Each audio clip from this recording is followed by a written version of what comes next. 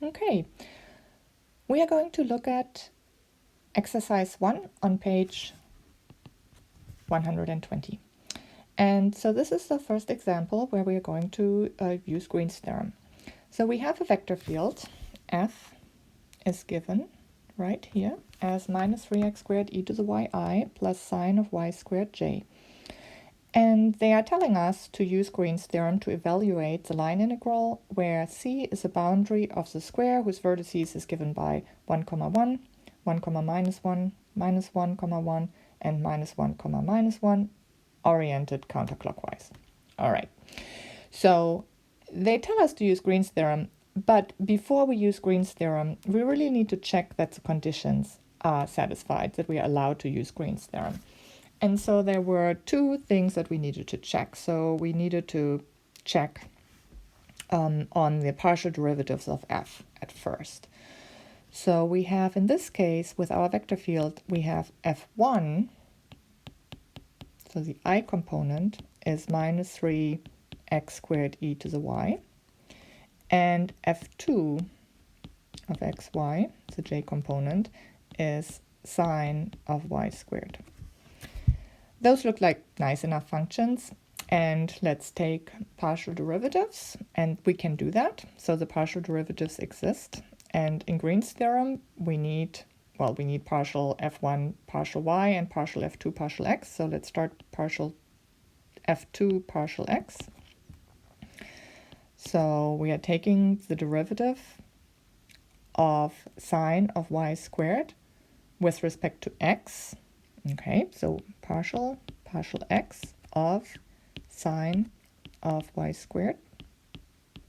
And since sine of y squared doesn't have an x in it, this partial is really nice, it's just 0. Then we also have to compute partial f1 partial y, and that is the partial with respect to y of minus 3x squared e to the y. That is also a pretty straightforward derivative, so we can treat minus 3x squared as a constant. And then the derivative of e to the y with respect to y is e to the y. So we have our two partial derivatives. We could compute them. They are both nice. They are both continuous. So we can use Green's theorem. Okay, the second thing we need to look at is, so maybe let me write that down. So these are nice. And so we have to go ahead to use Green's theorem.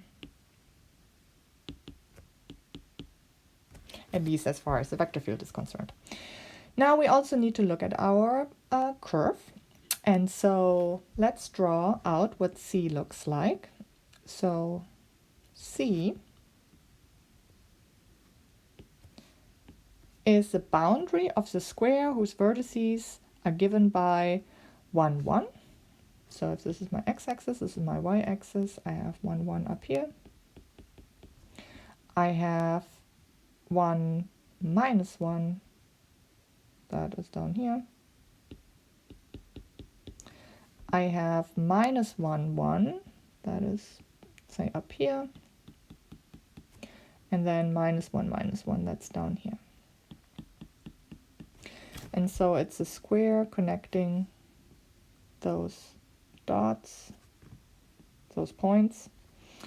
And so this is the boundary, is our curve C, and it's oriented counterclockwise. So as you're walking around,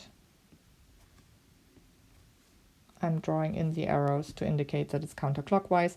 And so the condition of Green's theorem was that our formula applies if, as you're walking around it in the direction indicated, the region is on your left. And so imagine walking around, yeah, that's true. The region is on your left. So we are all good to go with Green's theorem.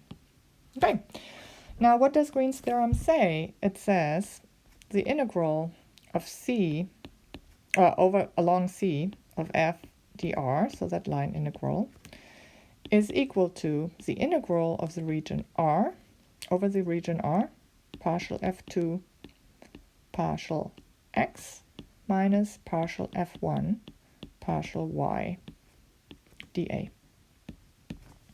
Okay, so we want the line integral, and instead of computing a line integral, we are computing a double integral of the partial f2 partial x minus partial f1 partial y. We already computed those two derivatives, and so we have 0 for the first one, and then we have minus 3x squared e to the y, so that is 3x squared e to the y. And then let's go dy dx. We have a double integral. We need the limits of those integral. And so C is the curve right here. So R is the region that is bounded by that curve. So R is that square right here. That is what R is. And a square is really easy to describe in Cartesian coordinates with the limits of our integration. Both x and y are going from -1 to 1. So we have -1 is less or equal to x is less or equal to 1. And we also have -1 is less or equal to y is less or equal to 1. So this is how we can describe our region R. So our limits of integration are -1 to 1 for y and -1 to 1 for x as well. So now we can integrate. So integrating with respect to y first, we have e to the y. The integral of e to the y is e to the y. So we have 3x squared e to the y going from -1 to 1. And then we still have dx. So when I plug that in, I have the integral from -1 to 1 of 3x squared e to the y minus 3x squared e to the minus y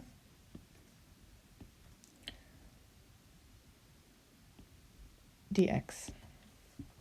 And to make my life a little bit easier, it's always a good idea to be on the lookout for algebraic steps of how to simplify your life.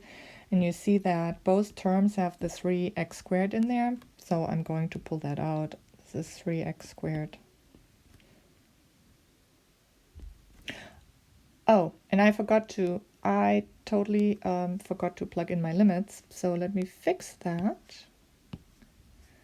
Y right here should be 1 and -1. I got that wrong. So this is e to the 1 and e to the -1. Sorry, you notice that? So you should fix that as well. So after I pull out the 3x squared, I have e minus e to the -1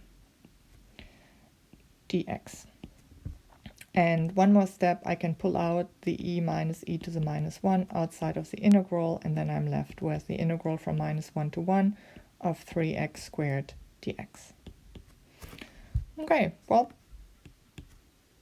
the antiderivative of 3x squared is x cubed, so I actually have e minus e to the -1 times x cubed from -1 to 1. And when I substitute in 1 and -1 for x here, I have e minus e to the -1. And then I have 1 and minus e minus e to the -1, plugging in -1 right there. And that simplifies a little bit. So I have the same term twice. So I really have 2 e minus e to the -1.